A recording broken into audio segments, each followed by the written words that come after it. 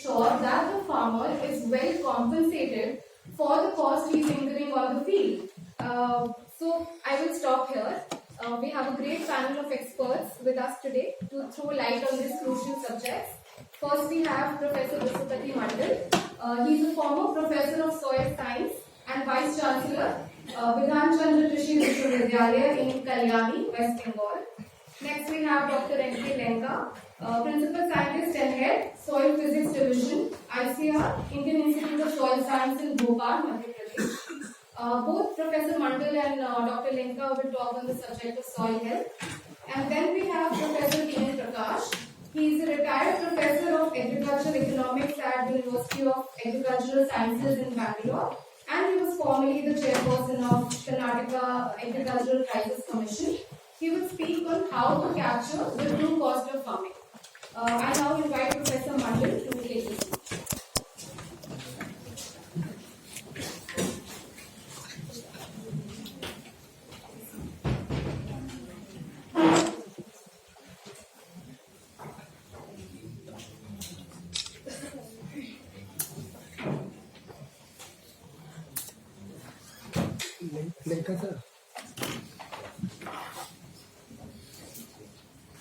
Thanks, organizer, for having me here. A couple of weeks back, I got a call from Sagun that we have to discuss something on crisis in soil. I thought, वो लड़की का दिमाग खराब हो गया. We are there and we are doing this for so many years and our life is spoiled and soiled. That is the background of. Is the dirt still heal the earth? Or it is really soiled? That is the moot question. Now, if you see, if we die, we are buried in soil. If soil dies, could you visualize if the soil is dead and she is not performing the duties, responsibilities she is supposed to perform? What will be the condition? Could you visualize? Do you know this great civilization, our neighbor, Harappan, Mesopotamia, and Mayan culture, today they are no longer with us. Their stewardship to their mother earth, to their soil was not good. They killed it and they got killed. They don't know how to manage their soil, that's why they vanish. And we are on the queue. We are in the queue, and possibly very shortly, if we do not redo what we are doing, very shortly we will be reaching them. In fact, soil is a wonderful gift of nature to humankind. It does too many duties. Whatever you need, she can provide. We claim that we are nowadays very intelligent, but if she does not produce, she produces 95% of our food we eat. Because we don't know how to cultivate our ocean, how to cultivate our atmosphere. We don't know. We have to depend on her only. If she does not filter our water, all our groundwater aquifer, they are polluted. She is the mega filter, she filters all the man-made rubbish. And if she is not there, possibly we are not here. You know, she could store more than 2 times of what is carbon dioxide there in atmosphere. Now tomorrow if she says, okay, I don't like to store your carbon dioxide, possibly our existence on Earth in danger. Whatever you talked about, she is there and she is trying to save us. And if you see, you know, SDG, Sustainable Development Goal, all the goals, 17 goals, she could perform. Now, that's why nowadays we say healthy soil, healthy planets. And we want to group them as global commons like air, ocean, biodiversity, and also we want to include in the planetary boundary circle, so that we can immediately capture how we see. No, but major problem, she is a scarce commodity. If you see Earth diameter is around 6,000 kilometers and she is there just 2-3 meters. Just a skin off. And the place where you are in, possibly its depth is just 50 centimeters. She is really scarce. Now, she takes long time. 1 inch formation of soil takes around 1,035 to 40 generations. You cannot immediately replace. And just around 10% of our land we cultivate arable foods, and all the almost 80 billion people thrives on it. You see how precious she is. Now she is in real trouble. There are too many variety of soils. In fact, in this country, we have around 300 plus soil series. And when we inflict stress, perturbations, and since they are different across the world, they respond differently. Some are very fatigued and they really immediately succumb. Some withstand stress, some are in between. And that's why, and they are manifested in different forms. You saw our soil, Indian soil, are really much more vulnerable than others. You could find that average erosion of Indian soil is around 20 ton per hectare per year against around 2.5 ton per hectare per year global average. They are really very susceptible. And because one of the major master indicator, master variable is our organic carbon in soils. And we also, the way we are doing cultivating our soil is no good. Always we do imbalanced fertilization. That's why we are in trouble and our soil is in ICU. This is the present current state of affairs. But now if you see over it, there is climate change. Once climate change is operational in terms of rainfall and high temperature, all those degrading processes are accelerated. And you could find that there is huge erosion. In fact, by 2050, it is predicted that the intensity and amount of rainfall will increase by 10%. And if rainfall increase by 10%, and there is a formula that 1% increase in intensity of rainfall increase erosivity by 2%. Once erosivity increases, all our soil going down to the seas. And our soil is extremely vulnerable. And once there is lot of rainfall, acidity increases, one of the major constraints for food production of the country.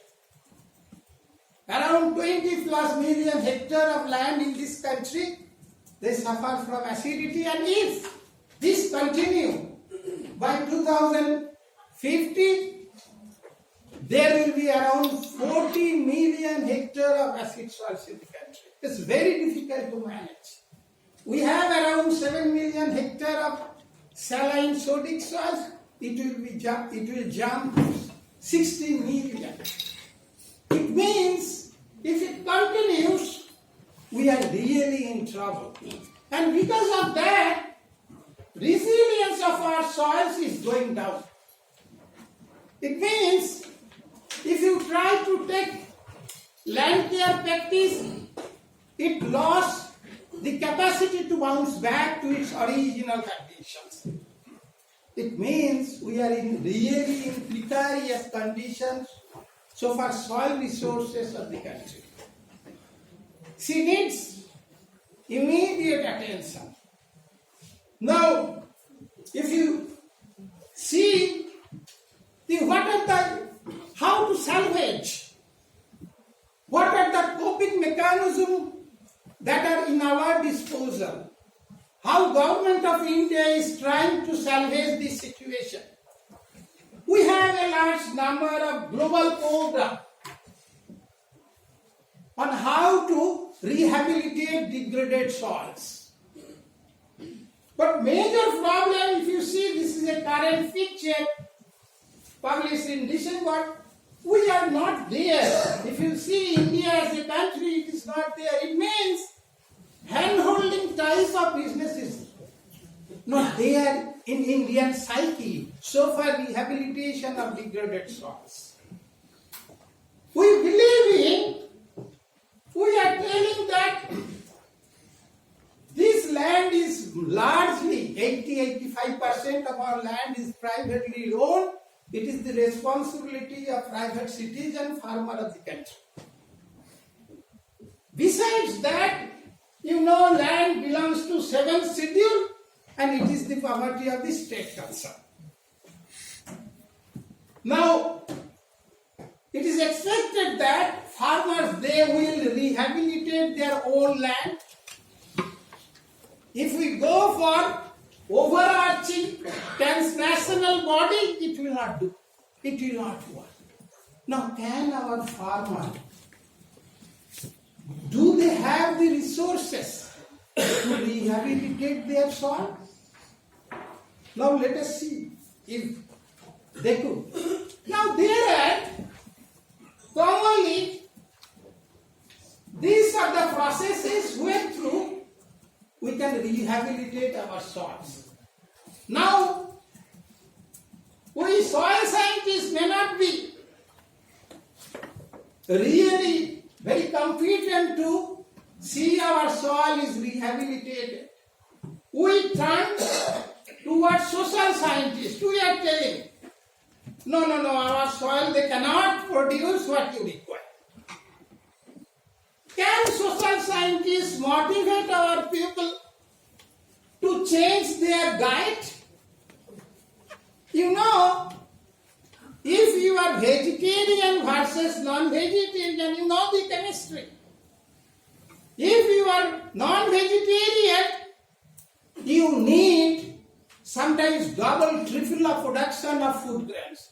Because if you want to have 50 gram of protein, you can take it from beans and other vegetables, you can take it from beef, goat, all these things. And if you want to take it through non-veg, you have to produce more because no machine on earth is 100% efficient.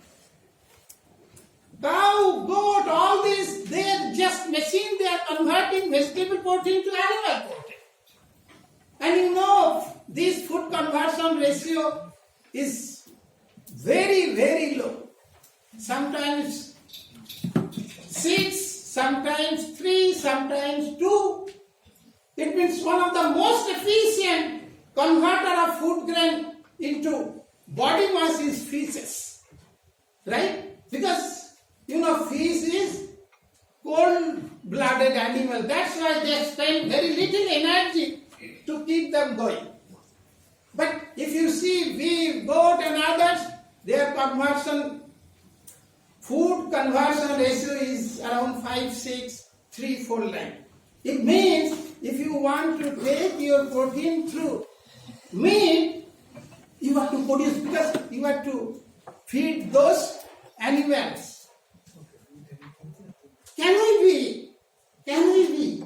That's why we are telling this not the job of soil scientists. They cannot rehabilitate soil. It is better to say people, be vegetarian and be happy. So that I need not cultivate repeatedly my field. That's why we are nowadays telling, okay, we cannot tackle the problem. You social scientists, please convince people to do that.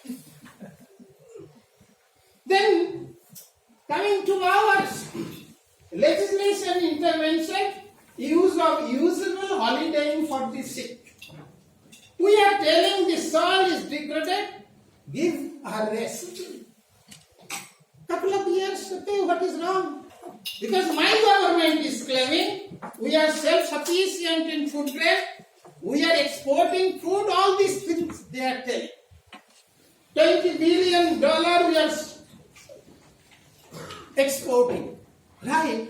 Now, we had a couple of weeks back, we had a meeting and we told our minister, said, we have a lot of surpluses. What is wrong? If really there is surpluses, what is wrong? Keep some land in rest so that they can rejuvenate, they can get rehabilitated. No. That cannot be. Then where is our self-sufficiency? How strong is our self-sufficiency? So that we cannot apportionate the degraded land to get rehabilitated? No. They are not interested. They want to go on the way they are doing. Then we say, okay, it means legislation to keep the degraded land in rest will not work. They cannot be sent for holiday. They are bleeding. Even then, they cannot be apportionate for holiday. This is the situation in the country. Then we have, I will be discussing some agronomic intervention. Right? How can we upkeep our soils? Then obviously, we need your help. That's why I am here today. Otherwise, I am not supposed to address this type of gathering. I am here purposefully to address this one. Then, people nowadays castigate urea and other things like anything. Arey wo to gandhi hai. It is not.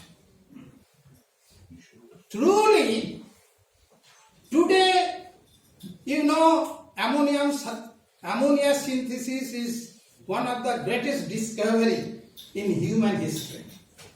Now, if there was no ammonium synthesis, you are here, I understand, you are here 18 people.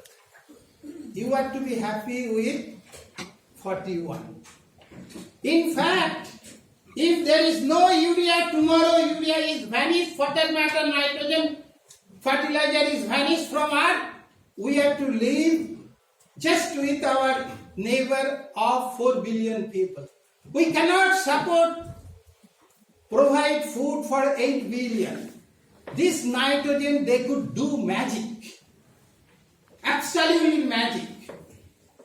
Major problem with nitrogen management is that social optima for nitrogen and farm optima they are not matching. Can you do something that these two matches? The ill effect of nitrogen is here only. If you could manage them, possibly you can manage. And this could be done through carbon. Carbon is a scarce commodity, right? And carbon, they could do. They could increase nitrogen use efficiency hugely. That's why nowadays we are advocating to have carbon farming. This is there, it has too many benefits. Now we are working on how to make our soil at different region carbon friendly. If we could increase carbon, possibly we can halt the degrading soil resources, and also we can give sustainability to our soils. But there are problems. You know, this carbon farming, soil cannot eat, their appetite for carbon is limited.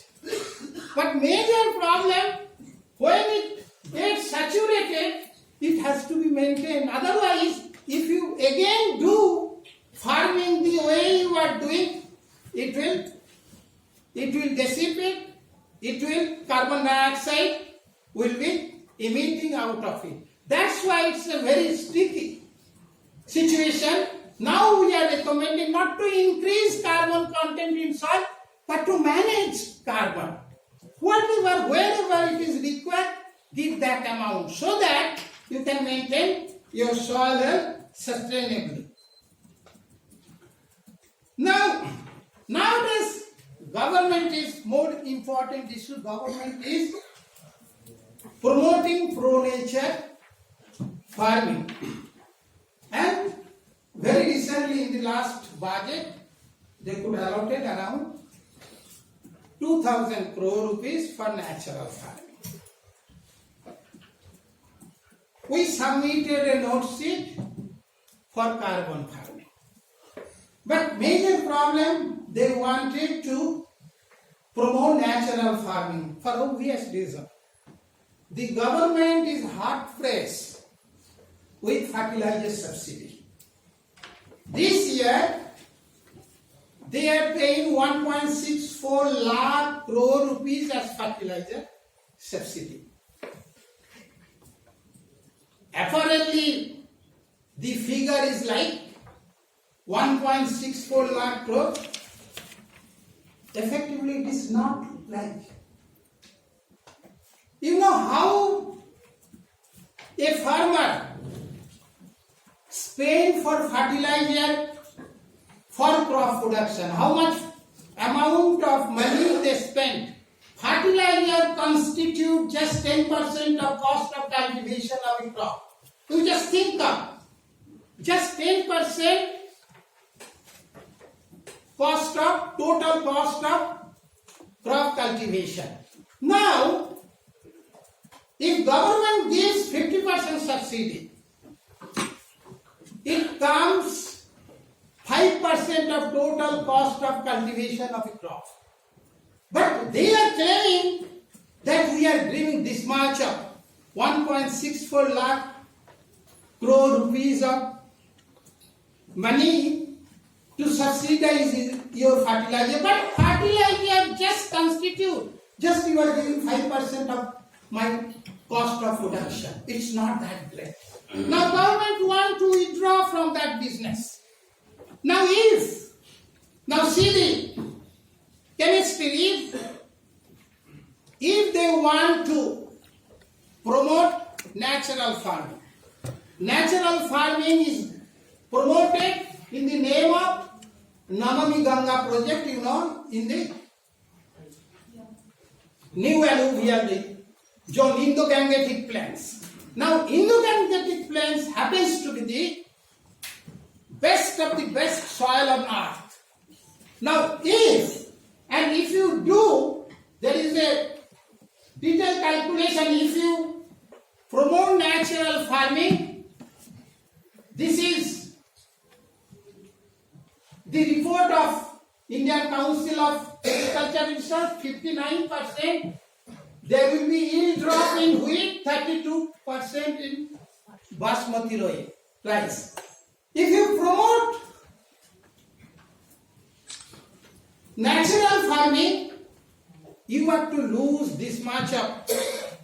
But in some other day, I could find even in Parliament,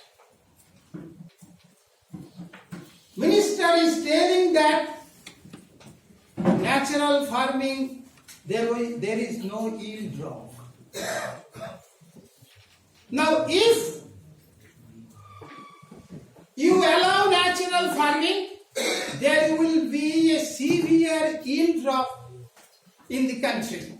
And if you operate it in the most fertile part of the country, it means you are jeopardizing your food security.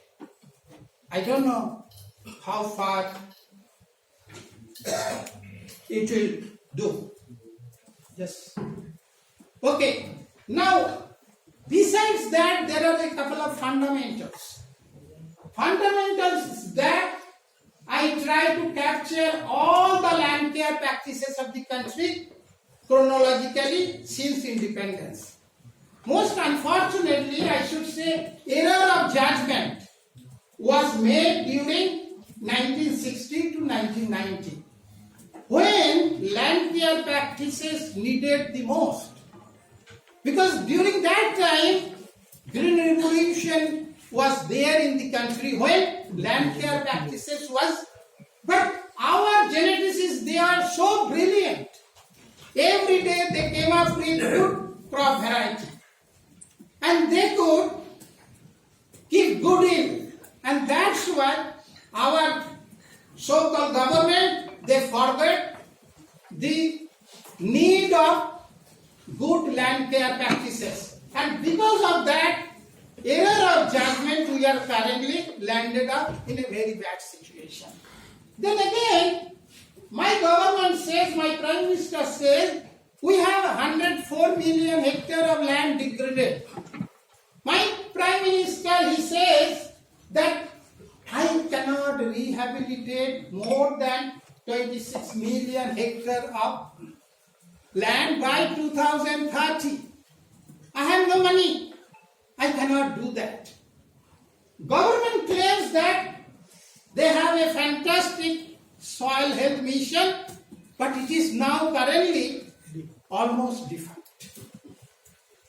This is what state is doing to upkeep our soil.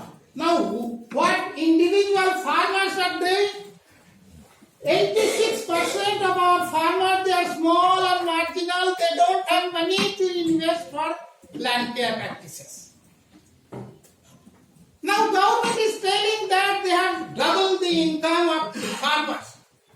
Now, this, you see the delta, cost of production over last 5 years and delta in MSP, minimum support price, they are almost same. It means farmers, they don't have money to invest for land care practices. Again, there are some unique problem in this country is that a good percentage of land is given on lease. Now, if you give land on lease, you know how careful, how kinship will be there by the leaser. That's a great problem. That's why individual farmer, it is very difficult to. Now, if you see our soil testing laboratory and other things, they are absolutely inadequate. Government is telling that why farmers are not using soil health card. You see the situation, soil health card means every 2 years you have to visit and check your body and use the medicine they are offering. Now the facilities we do have in our disposition is very limited visit for testing your land. Now, you see our condition, no national soil policy. We tried to have a national soil policy. Now, government has yet to accept because they have other commitment. Yesterday when I was coming through Bombay Express, I could find that 150 meter wide, thousands of kilometer road. And those are the most fertile land of the country. Government has different priority. They don't like to hear what soil scientist, agriculturist is saying. Now, we do have state level land use board, almost defunct. And if institutional supports are not there, automatically, you see the latest figure of how the soil governance is governed by different legislation across the world. You see, only India is having such a big country. Only there are 7, 8 legislation. But you see in other countries which are really important, there is 70, 80, 90, 100 plus. It means it's absolutely neglected. Now, see our institutions and see the knowledge, how soil knowledge, it's just Hindu rate of growth. But we need innovative, we need breakthrough research. But you see, this is the growth rate of creation of soil knowledge. It's not proportional to the demand. The system immediately needs. You see, we are giving 1.64 lakh crore rupees subsidy. How much money we are spending? Just 100 crore rupees. Is it possible? It's absolutely not possible. Now, what is required? My dear friends, in this country I found very little contribution from you so far soil health is concerned. There are very few articles published in regular newspaper regarding the precarious condition of soils. One of the purpose of me coming here is to say you, please do bother for and make stories so that we can motivate our planner, policymakers that soil needs and deserves a better treatment. With this, I must say thank you very much. A society has two choices: wait until the catastrophe fails us or act to fail the catastrophe. We are really on the brink of, and often this handful of soil, our survival defense, has meant it, and it will grow our food fiber and fuel and surround us with beauty. Abuse it, the soil will degrade and collapse, taking mankind with it. Right? We are on the cube. Please do what you could do the best. With this, thank you very much.